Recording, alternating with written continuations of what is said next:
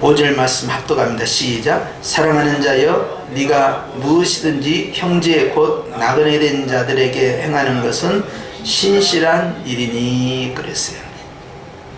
지난 시간에 이어서 이제 사도 요한이 세 번째 서신에서 가이오라 하는 사람과 그 교회에 보낸 편지잖아요. 그러면서 이제 오늘 이 본문의 말씀에는 가이오에게 하고 싶은 첫 번째 용건이 나옵니다. 그 용건의 내용이 내가 소문에 듣자 하니 너희 교회를 방문하는 나그네 그들을 네가 영접을 잘한단 말이 이곳까지 들리더라. 이곳은 아마 에베소 교회일 겁니다. 그래서 그 말을 들으니까 참 내가 마음이 기쁘다. 그런데 그들로 말할 것 같으면 7절 말씀에 보니까 주의 이름을 위하여 나가서 이방인에게 아무것도 받지 아니한다. 즉 복음을 전파하는 전도자들이었습니다. 그러므로 우리가 이 같은 자들을 영접하는 것이 마땅하니 이는 우리로 진리를 위하여 함께 일하는 자가 되게 하려 합니다. 이 사람들이 복음을 전파할 때 안 믿는 사람들에게 무엇을 얻은 적은 없고 오직 믿는 자들에게 대접을 받고 또 그들이 준 그러한 용돈을 통해서 복음을 전파하는 데 사용하고 그렇게 했다. 그렇기 때문에 우리는 이들을 도와줘야 된다. 네가 따뜻하게 맞이해줬고 그들 하여금 또한 그 사역을 계속할 수 있도록 또 후히 전송되어줬다 하니 이 일을 계속하면 얼마나 좋겠냐. 그러면서 마지막에 보니까 진리를 위하여 함께 일하는 자 바로 우리가 되어야 한다 라고 하면서 이제 보내는 선교사로 이 가이오가 있는 이 교회를 칭찬한 겁니다. 예수님께서는 말씀하셨어요. 제자를 영접하는 자는 제자의 상을 받는다. 선자를 영접하는 자는 선자의 상을 받는다. 복음 전하는 자를 영접하면 복음 전하는 자의 상을 받는다 그랬죠. 그래서 우리가 늘상 쓰던 구가 바로 이제 보내는 선교사가 되든지 아니면 내가 가든지 그래서 가는 선교사가 되든지 그런 이제 구호를 외치게 되죠. 근데 그 말씀이 바로 오늘 이 요한 3서에서 나온 겁니다. 그들과 함께 상을 받아야 되지 않겠느냐. 그러게 동역자라는 것은요 결과적으로 그 일에 동참하는 건데 당시의 전도자들이 이제 각 여러 지역을 순례를 할 때 순례하는 곳에 가서 복음을 전하고 거기에 있는 지역교회로부터 또 이제 미션 머니를 받아요. 그리고 대접을 받고 그리고 그 다음 곳으로 가서 또 복음을 전하고 또 그 교회에서 그 지역교회에서 또 도움을 받고 이런 과정으로 갑니다. 그래서 이제 바울이 로마서를 쓸 때도 이제 복음에 대해서 설명하면서 내가 로마에 가게 되면 너희들의 도움을 좀 받고 싶다. 그렇게 해서 내가 땅 끝으로 가고 싶은데 서바나다. 이게 지금 나오는 스페인입니다. 스페인에 가서 그 당시엔 그것이 땅 끝이라고 생각했어요. 왜냐하면 유럽의 가장 끄트머리에 지중해 안쪽에 가장 끄트머리에 위치를 해요. 그러니까 이탈리아에서 그 지중해 끝으로 가는 그렇게 해서 이제 스페인에서 복음을 전하는 것이 내 사명이다. 땅 끝이다. 이렇게 고백을 한 겁니다. 그런데 이제 사도 바울에 있어서 실적인 땅 끝은 로마 그 자체였어요. 바울 개인에게 있어서 땅 끝은 로마였다. 그래서 로마에서 죽임을 당합니다. 각 개인에게 지형적인 땅 끝이 있고 또 정서적인 땅 끝이 있고요. 그리고 사명적인 땅 끝이 있는데요. 우리에게 있어서는 정서적인 땅 끝이 어디냐? 그럼 그 북한입니다. 그리고 지형적인 땅 끝은 이제 큰 의미가 없어졌어요. 왜냐하면 오늘날은요 다 인터넷이 다 발달되고 또 이 교통수단이요 너무나 좋기 때문에요 어느 나라든 그냥 단번에 다 갈 수가 있어요. 그렇기 때문에 이제는 실적으로 복음이 들어가지 아니한 곳은 다 땅끝으로 그래서 사역적 땅끝이 또 중요합니다. 그래서 한국 같은 경우 땅끝이 어디냐 가장 손길이 가지 않는 곳이 어디냐 그러면 예를 들어서 다문화 가정이다. 그러면 그 다문화 가정 거기가 땅끝이 되겠죠. 또 탈북자 가정이다. 거기가 땅끝이 되겠죠. 사역면에 있어서 장애인들이 장애인 사역을 하고 있는 분들은 그것이 그들의 사역적 땅끝이 됩니다.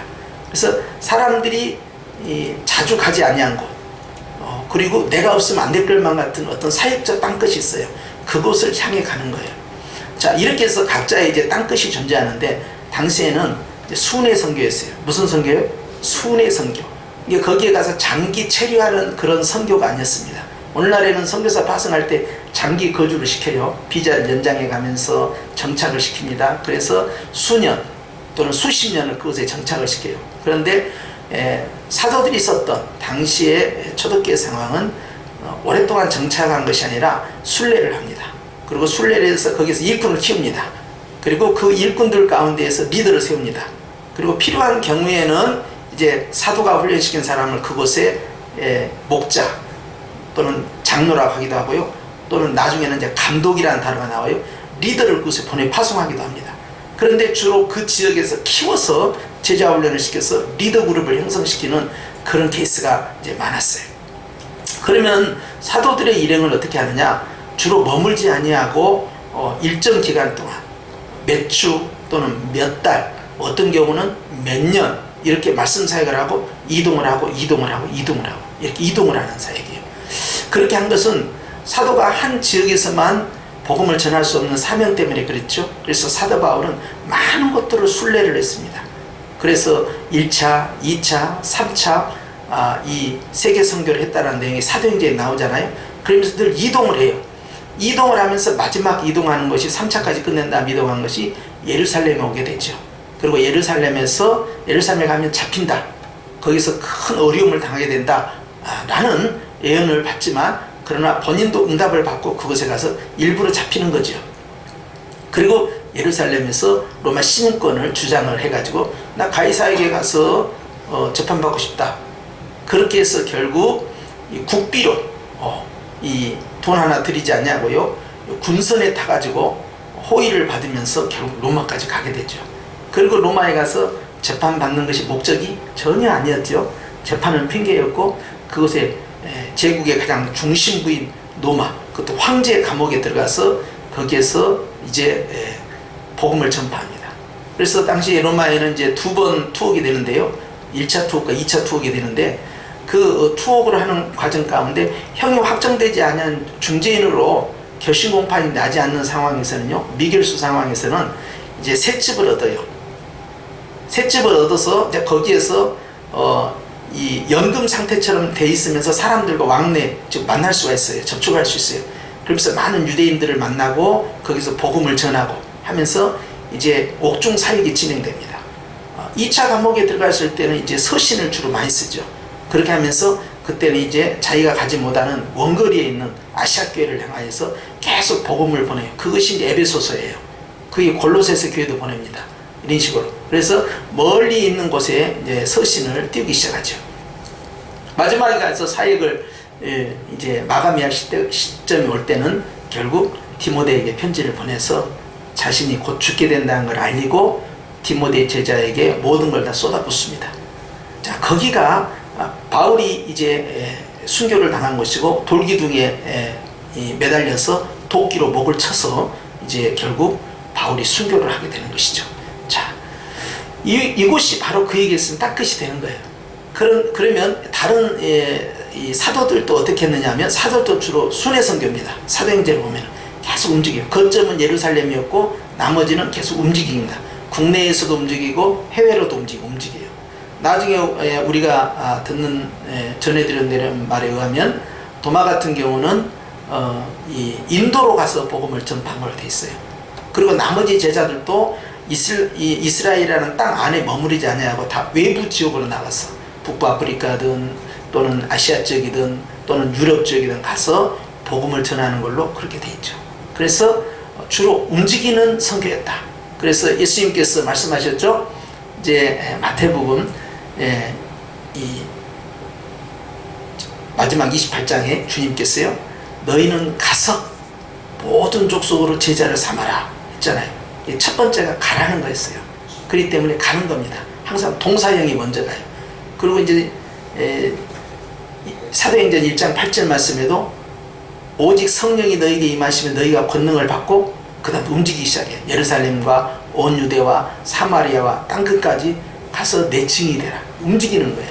이게 복음은 움직인다. 그래서 예수님의 3대 사역이 아니라 4대 사역이라고 했죠. 첫째는 두루 다니셨다는 거예요. 항상 움직이는 사역이 먼저였다.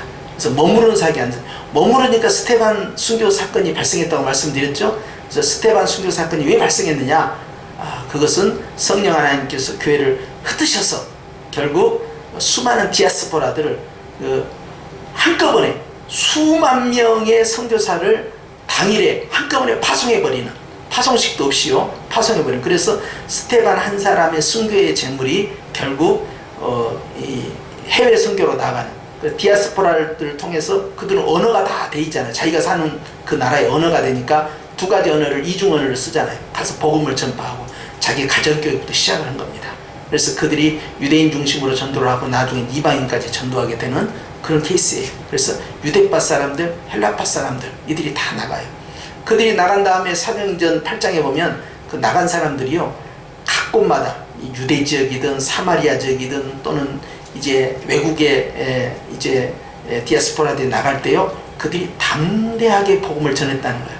그냥 낙심하고 좌절하고 슬퍼하고 도망자로 가는 게 아니라 성령 충만하게 복음을 전해러 갔다. 그래서 이것이 정말 우리 이 선교사적 그 입장에서요, 엄청나게 중요한 사건이 스테반 사건이에요. 그것이 왜 생겼느냐? 흩어지는 것에 타이밍을 놓쳤기 때문에 그럽니다. 그래서 이제 이 초대교회가 보면 굉장히 부흥이 자주 일어나요. 그래서 사도행전 2장에 한번 부흥이 일어나죠. 4장에 가서 또 부흥이 일어납니다. 5장에 가서 또 부흥이 일어납니다. 6장에 가서 또 부흥이 일어납니다. 성경에 보면요, 굉장히 몇 번의 부흥이 반복적이에요. 3,000명, 그 다음 나중에는 5,000명. 나중에 숫자를 셀 수가 없어요. 허다한 세상에 무리가 막 돌아와요. 숫자를 헤아릴 수 없단 말이에요. 이렇게 반복적인 여러 번의 부흥의 역사가 일어나는데요, 부흥이 목적이 돼버리면 안 되잖아요. 엄청난 사람들이 왔죠. 그래서 이제 구제 문제를 가지고 헬라파 사람하고 유대파 사람들, 우리 과부들 왜 빠지냐, 헤게모니 싸움이 벌어졌을 때 7집사를 세우잖아요. 그러면서 또 부흥이 또 일어나잖아요. 그런데 스테반 사건이 터지는 거예요. 7장에. 그래서 이 사건을 통해서 결국 이 어머니 교회인 예루살렘 교회는 완전히 초토화가 되는 것이죠. 거룩한 초토화예요. 하나님이 완전히 다 흩어버린 거예요. 자, 그렇게 해서 세계 선교가 기가 막히게, 선교사 하나 훈련시켜서 보내면 얼마나 힘들어요. 근데 한꺼번에 수천 수만 명, 그 숫자를 헤아릴 수 없는 사람이 일찍이 뻗어나가는 거예요. 엄청난 광경이죠. 이것이 그 유대한 스테반의 순교 때문에 그렇게 된 것이에요. 그렇기 때문에 그들이 다니면서 이제 복음을 전파하고요, 사도들이 직접 세운 교회도 있지만 사도들이 직접 세운 교회는 많지가 않아요. 실상 디아스포라들이 훨씬 많습니다. 이 수천 수만 명이 가서 자기 집을 중심으로 해서 가정교회를 형성해서 확산돼 갔기 때문에요, 이제 그곳에 가서 복음을 전파하면 되잖아요. 그러니까 바울이 이 복음 전파를 많이 했지만 디아스포라들에 의해서 세워진 교회가 엄청 많았어요. 그곳에 가면서 이제 순회하면서 복음을 다 전파 못하면 어떻게 합니까? 제자들을 보냅니다. 제자들을 보내서도 안 되면 어떻게 합니까? 전도자를 보낸 거예요. 오늘처럼 전도자를. 그리고 나중에는 편지까지 보낸 거예요. 문서 선교까지 한 겁니다. 자, 그래서 당시에 이제 사도들은 다 가고 사도 요한만 남았어요. 요한 사도만 남으니까 혼자서 이제 다 할 수 없잖아요. 그런데 전도자들이 파송이 된 겁니다. 순회의 전도자들이에요. 이들이 가가지고 복음을 다 전하고 이제 돌아왔어요. 돌아와서 보고를 합니다. 요한 사도요, 제가 가이오가 있는 그 교회를 갔는데 가이오가 얼마나 대접을 잘하던지요. 우리가 거기서 복음을 전파하고 그리고 잘 대접을 받고 위로를 받고 돌아왔습니다. 이 소식을 전하니까 서신을 쓰기 시작한 거예요. 가이오야, 네가 참으로 잘했다. 네가 이들을 돕는 것은 이들과 함께 사역하는 동역한 것이다. 그래서 너는 이 일에 동참한 자다 하면서 축복해 준 거예요. 그래서 우리가 이제 교회가 이제 규모가 우리가 그렇게 크지 않고 그렇지만 우리가 선교사님들이 오면은 최선을 다한 이유가 그거예요. 그렇죠? 오면 이제 헌신 예배도 하고 그날의 헌금이 얼마나 나올지는 우리가 알 수가 없어요. 각자 감동된 대로 하는 거야. 그래 일반 헌신 예배하고 훨씬 많은 금액이, 비교해서 많은 금액이 헌금이 되죠? 그럼 그 헌금 다 드리는 거예요. 그것이 이 금액이 얼마인지 우리는 알 필요가 없는 거예요. 그러면 그대로 몽땅 다 드려요. 10원짜리 하나까지 다 드리죠? 그러고 나서 또 식사도 대접하지, 또 헌신한 분들에 의해서 가가지고 이제 그 신발 같은 것이나 정말 꼭 필요한 거, 이제 그런 걸 또 사드리고 막 그러잖아요. 그런데 제가 목회자니까 알잖아요. 한국에 왔을 때 그렇게 디테일하게 정성껏 그렇게 하는 교회가 별로 많지는 않습니다. 왜냐하면 선교사님들이 워낙 많기 때문에 그렇게 다 참겨주질 못해요. 그런데 우리는 그런 식으로 해서 100번 할 때마다 얼마나 마음이 흡족한지 모르는데 주님은 얼마나 기쁘시겠냐고요. 위로를 받고 가요. 이분들이 우리보다 훨씬 더 큰 교회 가서 설교할 수 있지만 그런 느낌을 받지 못했을 거예요. 아무리 성도들이 더 많은 곳에서 복음을 전파하고 거기에서 어느 정도의 사례비를 선교 후원금을 받고 올지 모르지만 그러나 우리 성도들의 그 따뜻한 마음을 우리처럼은 받지를 못했을 것이다. 저는 그렇게 생각합니다. 그래서 우리는 그 한 번에 선교사님들을 모시고 헌신 예배 한 번 할 때마다 우리는 그 사역에 실적으로 동참하게 된 거예요. 할렐루야. 그리고 우리가 같이 연합해서 축복기도 해주잖아요. 이런 것들이 얼마나 큰 힘이 되고 주님이 그것을 다 보시고 다 듣고 계신 것이죠. 오늘 주님이 그 말씀하는 거예요. 참으로 잘했다는 것입니다. 그래서 그 사람들이 이제 돌아와서 이렇게 선교 보고를 할 때 가이오 네가 어떻게 했는지 너희 교회가 어떻게 했는지에 대해서 나에게 보고를 했다. 참으로 잘한 것이다. 그 칭찬을 지금 계속 하고 있는 겁니다. 그래서 이 8절에 있는 말씀과 같이 결국 진리를 위해 함께 일하는 교회가 되었다 하는 것이. 사랑하는 성도 여러분, 우리는 효율적 사역을 해야 됩니다. 효율적 사역은요, 한 사람을 파송할 수 있을 만한 규모의 그런 사이즈의 교회가 아닌 경우에는 연합하는 것이 제일 좋아요. 그래서 우리가 함께 그 일에 동참할 수 있도록 적은 자원을 가지고 최대의 효과를 확산시키기 위한 전략적인 그런 섬김, 이런 것들이 우리 안에 있을 필요가 있어요. 그래서 저는 이제 외국에 선교지에 나가게 됐잖아요. 그러면 기도를 많이 했어요. 어떤 경우는 거의 한 막 8개월 이상 오랫동안 매일 밤마다 기도를 합니다. 이제 그곳에 이제 가는 곳으로 이제 우리가 작정을 하고 인도함을 받기 위해서 가는데, 이제 가서 어떤 선교사님과 만나서 어떻게 사역을 효율적으로 할 것이냐를 결정해야 될 거 아니에요. 그러면 선교사님들마다 사역의 패턴이 조금씩 달라요. NGO 활동을 하신 분이 있어요. 막 우물을 파준다든지 또 양이나 또는 돼지 또 소, 염소 이런 것들을 키워가지고 하는 그런 구제사역 하는 분들이 있고, 또 이제 문화사역 하는 분들이 있어요. 한글을 가르친다든지 또는 이제 그 아이들을 모아놓고요, 이제 비밀리에 그 스터디를 한다든지 실제 신학교를 운영한다든지, 그리고 현지 교회를 방문해가지고 현지 교회 사역자와 연합을 해서 교회를 건축하거나 교회를 계속 개척해 간다든지, 또 원주민에게 직접 사역을 한다든지, 도시에서 간접 사역, 지도자 훈련, 제자 훈련 한다든지 다양한 스타일이 있습니다. 그럼 우리는 첫 번째 이제 기준을 뭘로 세울 것이냐를 항상 생각해요. 근데 제 개인적으로는 어떻게 먼저 하냐면요, 가난한 선교사를 만나게 하시옵소요. 그리고 도움을 별로 받지 못하는 선교사를 만나게 하옵소서. 근데 선교사님들 가운데에서 좀 이렇게 그 사회성이라고 하죠. 대인관계가 활발하지 못해가지고 한국에 있는 후원교회를 많이 이렇게 연결하지 못한 분들이 많습니다. 그것도 다 자기 은사예요.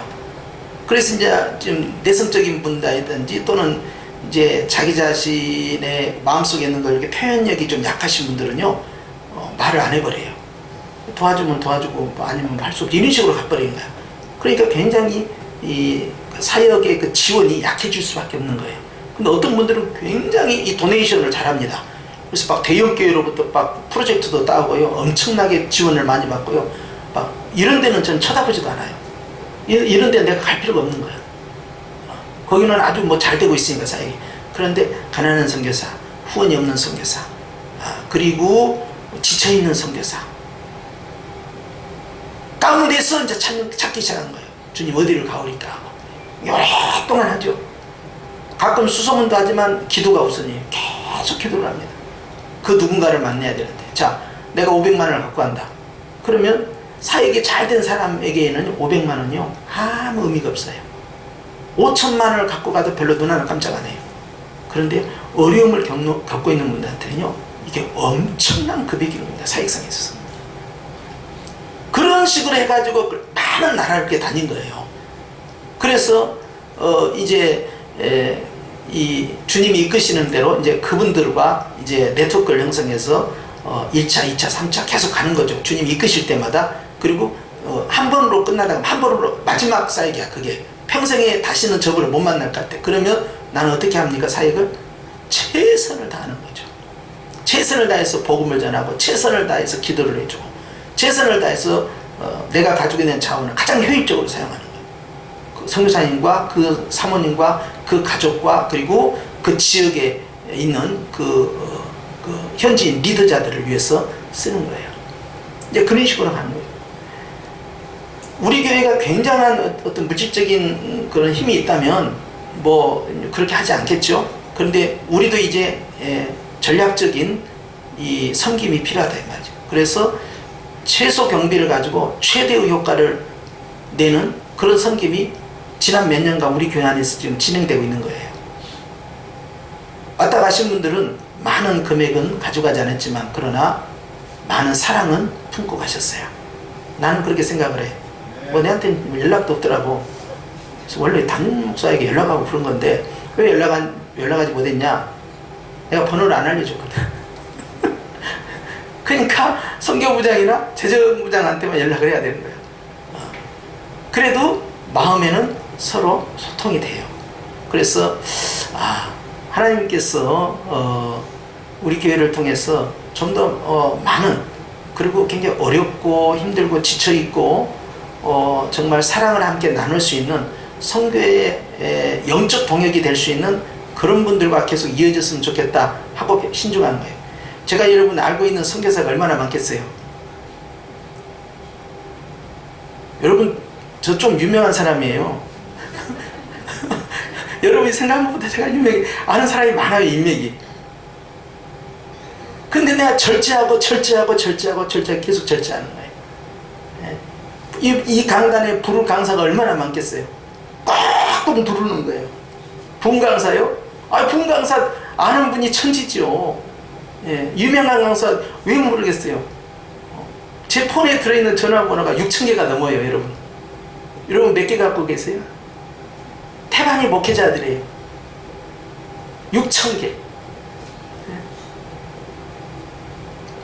근데 그걸 눌러야 돼요.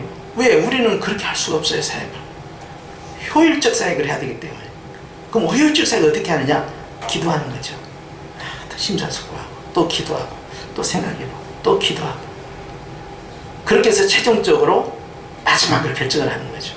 자, 오늘 사도 요한이 그 무리들을 영접했다는 이야기 들었을 때 자기 자신이 대접받는 것처럼 기뻐하셨어요.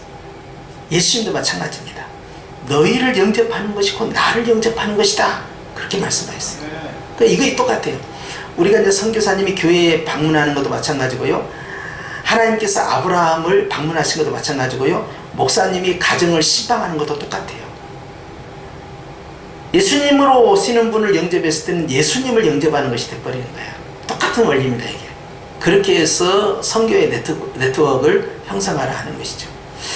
우리에게 있어서 거리상에 있어서의 선교 사역제는 이제는 많이 힘해졌다고 말씀드렸잖아요. 왜냐하면 다 스마트폰 다 되고 어디를 가든요. 옛날에는 스마트폰이 없으니까 070 들고 다녔다니까요.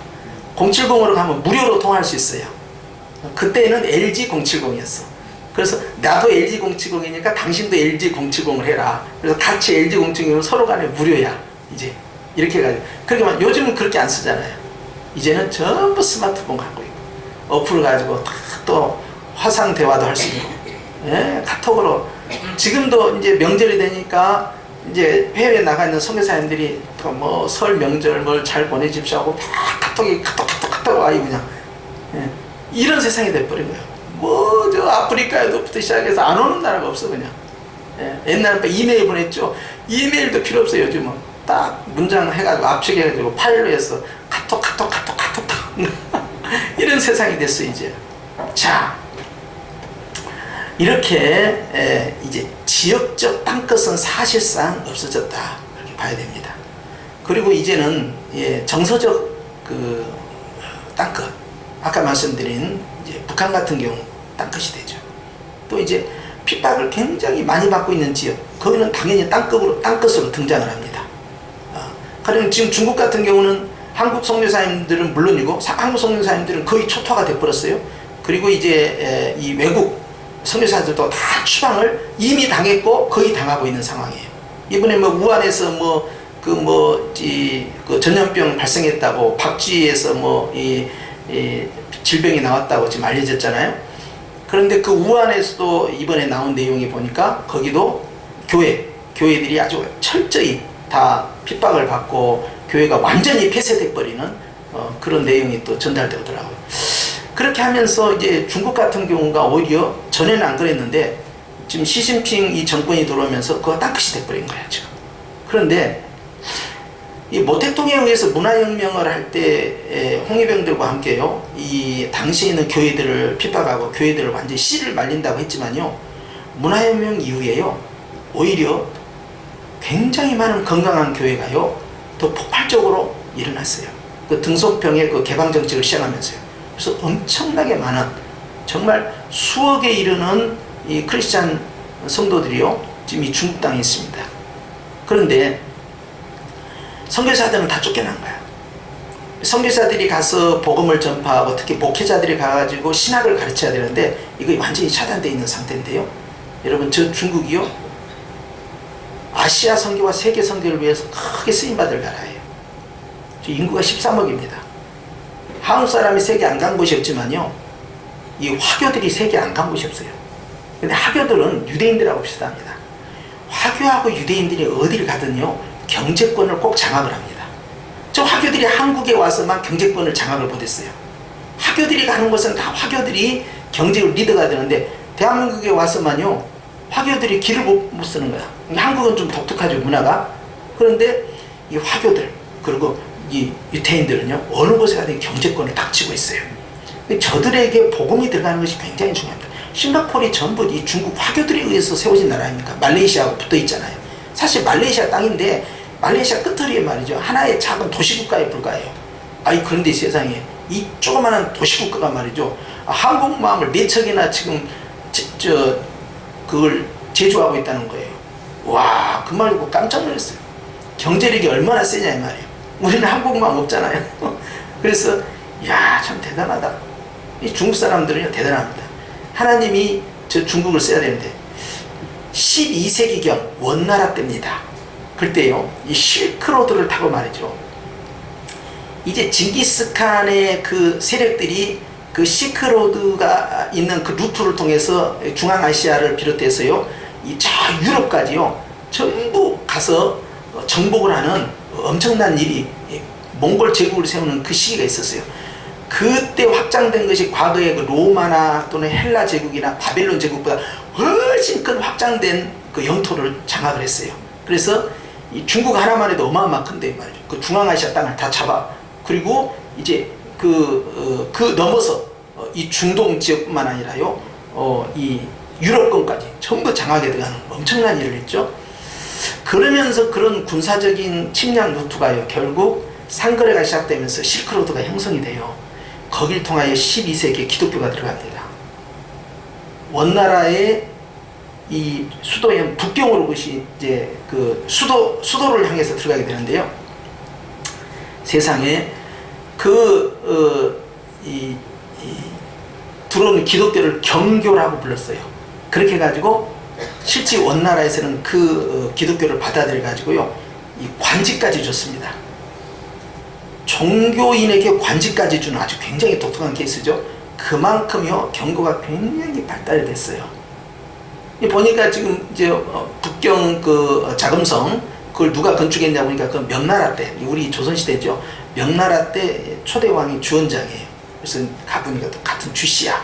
그래서 이제 그 황제의 그 묘까지 가서 이제 그걸 봤는데요. 그 네 번째 그 아들이 이제 그걸 이 자금성을 건축했다는데요. 그곳에 기독교가 들어와가지고 중국에 들어와가지고 중국에서 자리를 잡고 그곳에 관직까지 받았다? 원나라 때? 그럼 원나라와 밀접한 관계가 돼 있었던 나라가 그때 고려입니다. 그러면 고려에 어떤 영향을 끼쳤을까? 역사적인 자료가 없어요. 왜냐하면 고려는 불교 문화거든요. 국교가 불교예요. 그런데 어떤 형식으로 경교가 여기까지 전래된 그러한 자료는 없어요. 그런데 놀랍지 않습니까? 저 중국에 12세기에 복음이 들어갔다는 사실이에요. 자, 우리 한반도에는 언제 복음이 왔느냐? 학자들은 그래요. 그것은 도마의 후예들이 인도와 이 해상을 통해서 무역 거래를 할 때 가야, 지금의 김해 있죠. 가야를 통해서 복음이 들어왔다 하는 것에 대해서는 이게 정설이에요.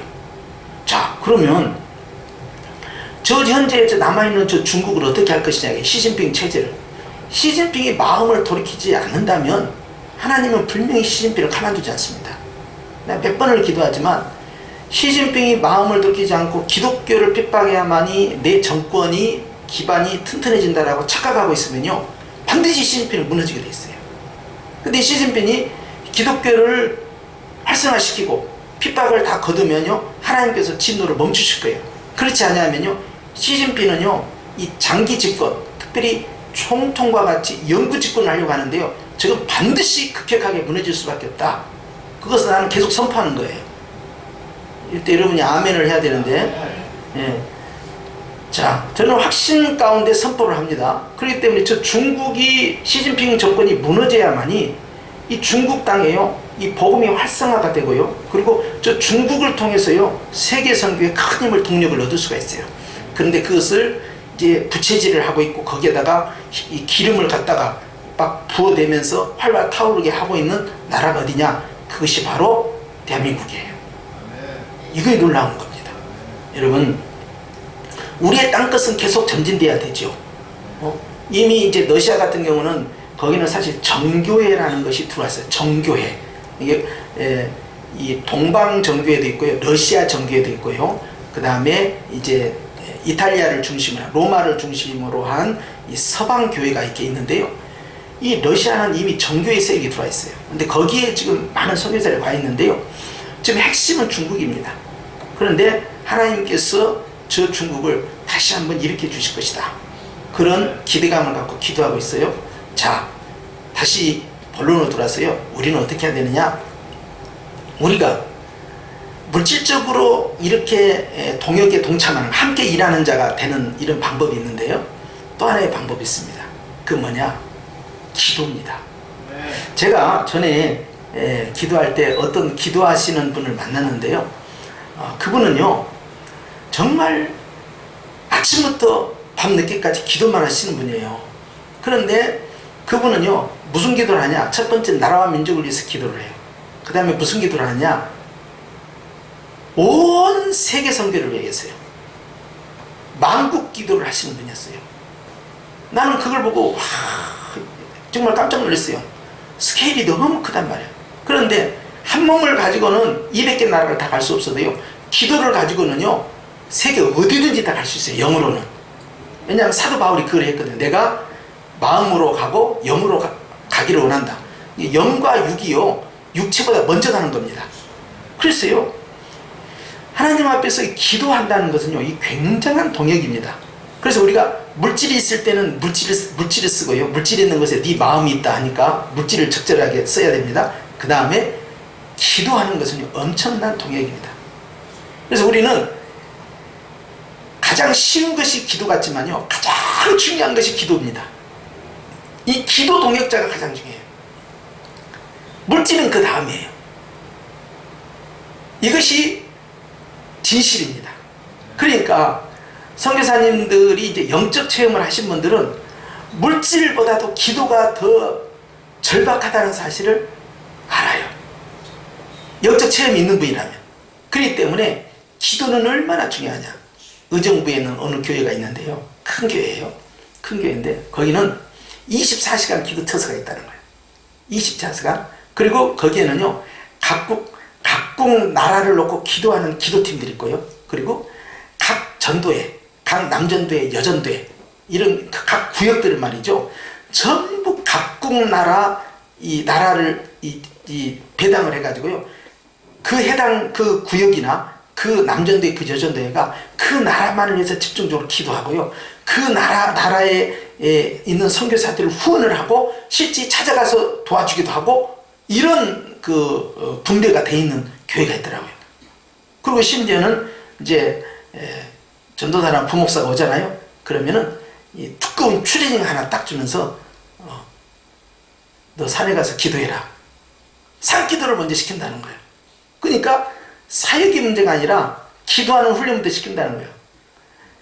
내가 어느 교회라 하면 여러분이 알 수가 있는데, 그래서 내가 그 이야기를 듣고는 야, 참 깨어있는 교회구나. 아무튼 우리가 말씀도 중요하지만요, 기도하는 교회는요 정말 하나님이 기뻐하시는 교회예요. 이 기도를 통해서 이분들은 다 동역을 하더라고요. 사실 이 교회가 수천 명이나 되는 그런 중대형 교회인데요, 이 교회가 세계 선교를 다 쫓아다니는 건 한계가 있어요. 그런데 1차적으로는요 기도를 통해서는 못 갈 나라가 아무 데가 없는 거예요. 엄청난 거죠 이게. 여러분 꿈을 가져야 합니다. 예? 우리가 100명이면요 100개 나라를 놓고 기도할 수 있고요, 200명 200개 나라를 놓고 기도할 수 있어요. 예? 그리고 구역별로 묶고 교구별로 묶고요, 이 기관별로 묶어도요 얼마든지 할 수 있는 것이죠. 그래서 혼자서도 수십 개 나라를 놓고 기도할 수 있는데, 여러분 우리가 연합을 하면 얼마나 많은 교회를 놓고 기도할 수 있겠어요. 그런데 지금 우리의 정서적인 땅끝이 힘들어하고 있어요. 그것이 어디입니까? 저는 북한이라고 봅니다. 북한이 많이 힘듭니다. 북한이 몇 년 전하고 지금하고 또 다르다는 거예요. 북한이 굉장히 긴장감이 고조되어 있다는 거예요. 특별히 이 탈북자들 중심으로 이런 이야기가 계속 나오고 있고요. 또 그곳도 이 스마트폰을 갖고 있는 사람들이 그게 굉장히 많답니다.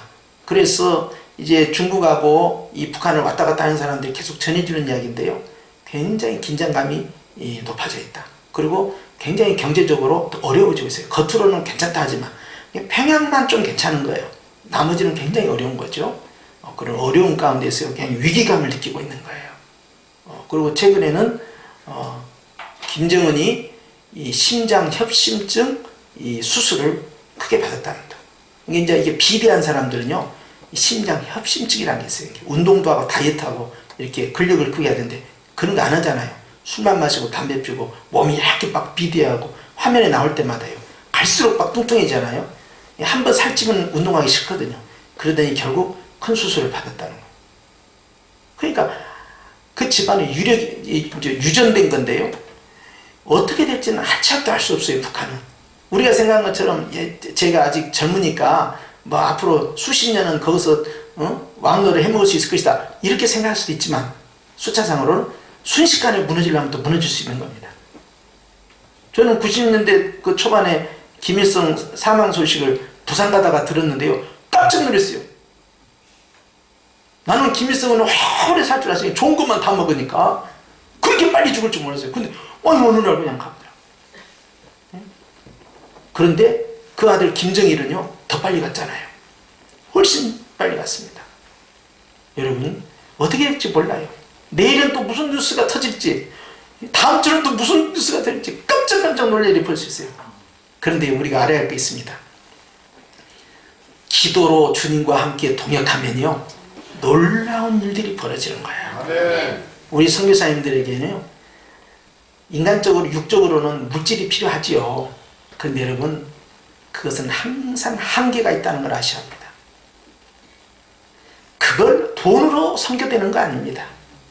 영으로 되는 거예요. 영으로. 그러니까 성령이 너에게 임하시면 땅까지 가라 그러신 거지, 돈 많이 모아지면 그때 선교 열심히 해라 그런 말씀 하신 적이 없어요. 여러분 그거 아셔야 돼요. 돈이 필요 없다는 건 아니에요. 그런데 기도가 먼저다. 예수님도 전대나 이런 돈주머니 차고 다니지 말라는 거예요. 예? 가면은 주님이 다 예비하신 대로 인도하신다는 거예요. 왜 그러셨을까요? 기도가 먼저예요. 기도가 항상 성령이 끝이. 그래서 우리 교회도 여러분 작다고 해서 선교 못할 게 뭐 있어요. 기도하고 있으면 지금 선교하고 있는 겁니다. 할렐루야. 자, 여러분이 또 저를 위해서도 기도하고 선교사님들 위해서 기도하고 또 이제 사역자를 위해서 기도하고 그러면 그 상급을 함께 나눠 갖는 것이죠. 그러니 우리는 다 주 안에서 따로 삽시다. 동역자다. 주님과 함께 일하는 자다 이 말이에요. 할렐루야.